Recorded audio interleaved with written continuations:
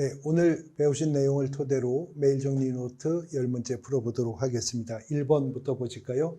1번, 공제 규정에서 정하는 책임준비금의 적립비율, 공제료 수입액의 얼마죠? 100분의 10 이상이었었죠. 공제료 수입액의 100분의 10 이상으로 하는데 이 책임준비금을 다른 용도로 전용하고자 할 때에도 역시 국토교통부 장관의 승인을 받도록 합니다. 100분의 10뿐만 아니라 무엇의 100분의 10인지도 유의하셔야 된다고 그랬어요. 협회 총 수입액이 아니고 공제료 수입액의 100분의 10 이상이었었죠. 2번 질문, 공인중개사협회는 총회 의결 내용을 지체 없이 누구에게? 국토교통부 장관에게 보고를 해야 됩니다. 협회가 정관으로 정하는 바에 따라 지부나 지회를 설치한 때 설치 사실은 지부는 시도지사, 지회는 등록관청에게 신고하는 거죠. 그러나 총회 의결 사항은 지체 없이 국토교통부 장관에게 보고를 해야 되는 거죠. 그 다음 3번 질문, 공인중개사협회를 설립하고자 하는 때에 발기인이 작성하여, 이때 이 발기인은 몇 명이요? 300명 이상이었었죠. 정답은 아니고 발기인이 300명 이상이 되어야 하는데 이들이 작성해서 서명 날인한 정관에 대해서 창립총회에 출석한 개업공인중개사는 600명 이상이죠. 600명 이상이 출석한 창립총회에서 회원 과반수 동의를 얻어 국토부 장관의 설립인가로 나가야 됩니다. 그런데 창립총회에 출석한 회원은 600명 이상만 되는 건 아니었죠. 600명 이상이어야만 하면 되는 게 아니라 그 600명이 서울특별시에서 100명 이상, 나머지 각 시 및 도에서는 20명 이상씩 골고루 분포되어 있어야 했었습니다.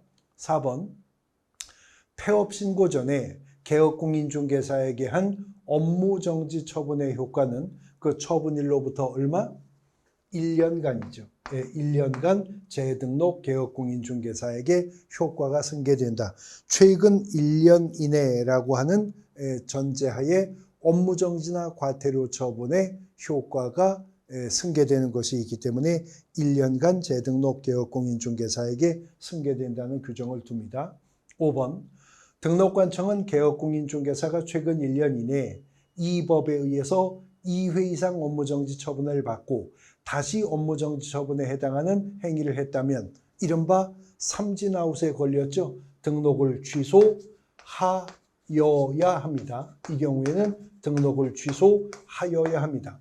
그런데 최근 1년 이내 3회 이상 업무정지나 과태료 처분을 받은 자가 다시 업무정지나 과태료에 해당하는 위반 행위를 했을 때 그때는 등록을 취소할 수 있다였었죠. 그리고 최근 1년 이내 2회 이상 업무정지나 과태료 처분을 받은 자가 다시 과태료 처분을 받을 위반 행위를 했을 때는 업무의 정지를 명할 수가 있는 것이었었고요.